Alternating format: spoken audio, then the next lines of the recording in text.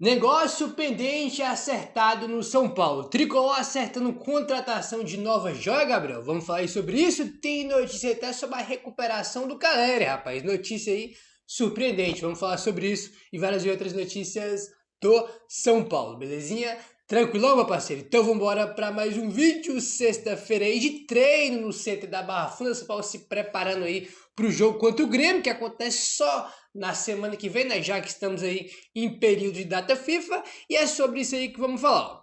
Debaixo de chuva, o São Paulo treinou na manhã desta sexta-feira no CT da Barra Funda, no seu segundo dia aí, né, de treino dessa semana, né, já que o elenco deu folga de segunda, né, segunda, terça e quarta, quinta todo mundo se apresentou e sexta hoje foi só o segundo dia aí de treino no CT da Barra Funda. Sem jogos no fim de semana por causa da data FIFA, o São Paulo tem como próximo compromisso o jogo contra o Grêmio, em Porto Alegre, na próxima quinta-feira.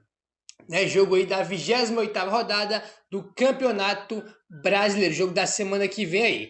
Após exercícios de ativação e fortalecimento muscular na academia, o elenco seguiu para o gramado e realizou atividades de força e de velocidade junto com a preparação física. Na sequência, a comissão técnica armou um circuito com fundamentos técnicos, com troca de passes, posse de bola e finalizações. Por fim, um trabalho de ataque contra a defesa encerrou os trabalhos do dia. O trio Ferrarese, Bobadilla e Gonzalo Tapia, com suas respectivas seleções, não participou das atividades. O São Paulo volta a treinar novamente neste sábado no CT da Barra Funda, né? Estamos em data FIFA, né? Então durante esse período de data FIFA a gente vai ter os desfalques aí nos treinos, né, de Ferrarese, Bobadilla e Tapia. Inclusive o Bobadilla jogou hoje, né? Deu até assistência no jogo que ele estava jogando, né? Não vou lembrar agora contra quem que foi. Acho que foi contra o Japão, se eu não me engano, não, amistoso. Deu até assistência pro Bobadilla, foi bem, né? Um destaque lá da seleção do Paraguai, ele que vai para a Copa do Mundo aí no ano que vem, né, cara? Vai ser bem legal. Então esses três, evidentemente, que não treinam porque estão aí na data FIFA, né? Então são desfalques durante esse período aí que o Crespo vai ter para trabalhar junto com o elenco do São Paulo, né? Fazer o quê? Faz parte aí, tá bom? Enfim, vamos seguindo agora e vamos falar aí sobre o Caleri, meu parceiro. Tá aí informação do Globoesporte.com. Jonathan Caleri avançou na recuperação de sua cirurgia no joelho esquerdo e a partir da semana que vem estará à disposição da preparação física do São Paulo para recuperar o seu condicionamento. Tá? A partir da semana que vem ele vai começar a fazer trabalhos aí no gramado. Tá? Vai começar a fazer trabalho no gramado e está avançando muito bem na sua recuperação aí. Lembrando que ele não volta esse ano ainda, tá? Ah, não, Gabriel, vai avançar, mas volta esse ano? Não volta esse ano, mas a notícia boa é que ele tá avançando bem na sua recuperação, né, cara? Tá sendo um sucesso a recuperação dele, até mais rápido do que se imaginava, né? A gente sabe muito bem como é que é o cara, né? O esforço que ele faz para estar em campo, né? Então, tipo assim, esse tipo de coisa, esse esforço a mais aí, sempre ajuda e tá ajudando aí nessa recuperação dele. Vai voltar em 2026, esse ano ainda não, até porque convenhamos, né, rapaz? Assim, por mais que a gente precise de centroavante aí, sei lá, pô, a gente só tá no máximo brigando por uma vaga da Libertadores. Então, tipo assim, não dá pra sacrificar um jogador importante pra brigar por uma vaga de Libertadores, né?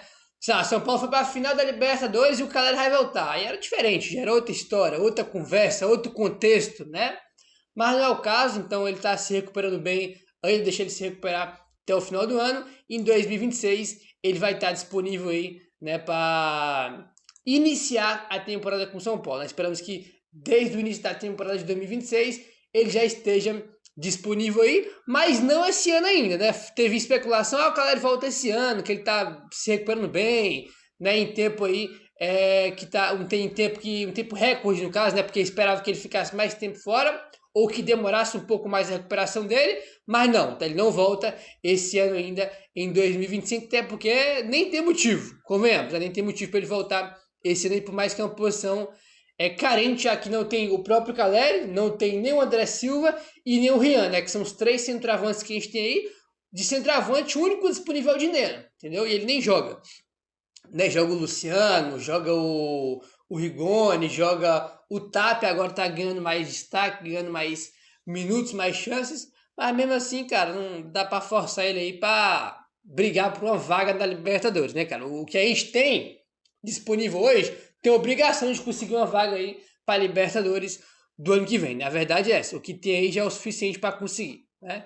Enfim, vamos aguardar, belezinha? Enfim, vamos seguindo agora e bora falar aí sobre pagamento realizado com sucesso aí no São Paulo que estava pendente, tá aí, ó. Segundo o Alexander Vieira, o São Paulo efetuou o pagamento de cerca de 1.400.000 dólares pela dívida com o Grêmio referente à contratação do Ferreirinha, restando ainda uma parte do valor para quitar o total de 2,5 milhões de dólares acertado entre os clubes, tá? Então o São Paulo aí tinha que pagar essa parcela, né? O São Paulo ainda não terminou de pagar o Grêmio pelo Ferreirinha e agora São Paulo acabou de pagar aí 1.400.000 dólares aí, né, que é uma das parcelas referente à compra do Ferreirinha junto ao Grêmio. O Alberto Guerra, que é o presidente do Grêmio, né, se você não me engano foi na quinta-feira, ele deu uma entrevista para o Band Esportes falando, né, que o Botafogo ainda devia o Grêmio pelo Nathan Fernandes, né, se eu não me engano, e que o São Paulo devia o Grêmio pelo Ferreirinha, né, ele falou isso aí lá no Band Esportes. E hoje, né, o São Paulo efetuou aí esse pagamento, né, um pagamento que estava pendente, acertou aí essa parcela de 1.400.000 reais, né? Enfim, aí o Alexander Vieira coloca aqui, ó. Mesmo com a pendência, a relação entre as diretorias é considerada muito tranquila e cooperativa. O São Paulo busca alternativas financeiras para encerrar a dívida até o final do ano. Agora sobre outro ponto aqui, né, entre Grêmio e São Paulo, que o Alexander Vieira traz. Nesta semana, os presidentes Alberto Guerra do Grêmio e Júlio Casares do São Paulo voltaram a conversar não apenas sobre o tema do Ferreirinha, né, que é sobre o pagamento que a gente acabou de comentar, mas também em meio às discussões sobre os recentes erros de arbitragem no Brasileirão, que tem mobilizado dirigentes de diferentes clubes, tá? Então teve uma conversa na semana aí do Alberto Guerra com o Casares, não só em relação à pendência, né, que o São Paulo tinha aí, né, com o Grêmio pela compra do Ferreirinha, né, que o São Paulo pagou agora essa parcela que estava pendente, mas conversaram bastante também sobre a questão da arbitragem, porque, repetindo, no fim de semana passado, na última rodada, a gente teve um pênalti bizarro marcado para o Grêmio contra o Bragantino no sábado, e no dia seguinte, domingo, teve aquele escândalo que aconteceu no Morumbi, né? Então, na última rodada, os dois times mais prejudicados foi São Paulo e Grêmio, né? Tiveram erros absurdos aí contra os dois times, né? O Grêmio soltou nota, né? Evidentemente ficou revoltado com o pênalti que foi marcado. E as duas diretorias conversaram, né, nessa semana em relação a isso também. Eles que se enfrentam na próxima rodada, né? Inclusive esse é um ponto aí importante, porque a gente sabe muito bem que a arbitragem no Brasil, os clubes reclamam muito, não pelo que passou apenas, mas sim para o futuro também, né? Para pressionar a arbitragem para o futuro também. Então é uma questão importante. Vamos só ver quem a CBF vai escalar para apitar esse jogo, né? Porque quem entrar para apitar São Paulo e Grêmio na semana que vem vai entrar numa pressão absurda por tudo que vem acontecendo na arbitragem e pelo que aconteceu com esses dois clubes na última rodada, né? Então, tipo assim, vai ser uma arbitragem bem pressionada por causa de todo o contexto, né? E os dois times se enfrentam aí na semana que vem, né? Enfim, aí o Alexander Vieira botou que as duas diretorias têm uma relação tranquila e cooperativa. Cara, a diretoria do São Paulo tem uma relação tranquila e cooperativa com todo mundo. Tanto que a gente reclama aqui do poder de bastidor do São Paulo, justamente por causa porque o São Paulo ele é um clube, né, que o seu presidente, que é o Casares, ele é aquele cara que ele não vai pro conflito, ele não vai pro embate, ele é aquele cara que ele é amigão de todo mundo, né? Ele apoia todo mundo, amigão de todo mundo, não tem conflito, não tem nada. Você não vê, por exemplo, o Casares fazendo o que o BAP tá fazendo em relação à Libra, você não vê o Casares fazendo nada que a Leila faz por exemplo, né, a Leila Libra, a arbitragem do lado tá lá peitando, falando, defendendo o Palmeiras, peitando quem tem que peitar, batendo de frente com quem tem que bater. O Casares é o inverso, ele é aquele cara que é amigão, né, de todo mundo ali, e quando você é amigão de todo mundo, quando você quer ser o amiguinho de geral, acontece o que acontece no Morumbi na semana passada. Então, tipo assim, se tem uma coisa que a diretoria de São Paulo é tranquila e cooperativa com todo mundo, né? Como o Alexandre Oliveira botou aqui, que é a relação com o Grêmio, mesmo com o São Paulo, né? Atrasando aí essa parcela aí da compra referente ao Ferreirinha, né? Enfim. Esse ano ainda, 2025, né, esse ano mesmo, o Grêmio tinha acionado o São Paulo na justiça, né, acho que foi bem no comecinho do ano ali, né, acho que a gente estava no Paulistão ainda, o Grêmio tinha acionado o São Paulo na justiça, porque o São Paulo não tinha pagado nenhuma das parcelas aí desse ano junto ao Grêmio, entendeu? Aí depois o Paulo foi lá e pagou, né? Então, pelo menos dessa vez não precisou ir pra justiça, né? Pô, Grêmio aciona o São Paulo na justiça por não pagamento do Ferreirinha, que é feio pra caramba essas notícias, né? Mas o São Paulo, pelo menos, acertou essa dívida aí, né? Essa dívida da parcela, né? Não da compra total, né? Porque da compra total falta ainda mais parcelas para pagar, mas essa atual São Paulo acertou aí de 1.400.000 dólares, né? Que dá aí pouco mais de 7 milhões aí de reais referente ao Ferreirinha, né? Enfim. Vamos seguindo aí, bora falar aí sobre contratação na base, Gabriel. Tá aí, ó. Informação do blog do São Paulo. O mercado de transferências no futebol de base teve uma novidade importante nesta semana. O São Paulo negocia a contratação do meio atacante Dudu, nascido em 2008, tá? Ele é da base aí do Alvirrubra, tá? Alvirrubra, que é um time aí de base pernambucano. O São Paulo ainda negocia os últimos detalhes da compra de 60% dos direitos econômicos do atleta, considerado uma das principais joias da nova geração do clube pernambucano. Ele tem apenas 16 anos de idade e já chamou a atenção ao disputar um jogo entre profissionais em 2025, justamente contra o São Paulo. A informação do negócio foi inicialmente dada pelo Atos Hildo, tá? Foi quem trouxe a informação primeiro. Aí. Só não entendi isso aqui, né? Dudu já chamou a atenção a disputar um jogo entre profissionais em 2025, justamente contra o São Paulo. Só não entendi isso aqui, né? Que ele jogou um jogo já de profissional contra o São Paulo, né? Só que ele joga aí no Alvirrubra, né? Então não entendi muito bem isso aí, mas enfim. Ele joga aí nesse Alvirrubra, né? Que é um time aí pernambucano de categoria de base. E o São Paulo tá perto, né? Tá avançando bem na contratação dele. Vai comprar aí 60% do garoto, tá? Tem 16 anos. O São Paulo tem esse negócio aí do FIP, né? Que é o Fundo de Investimento em Cotia.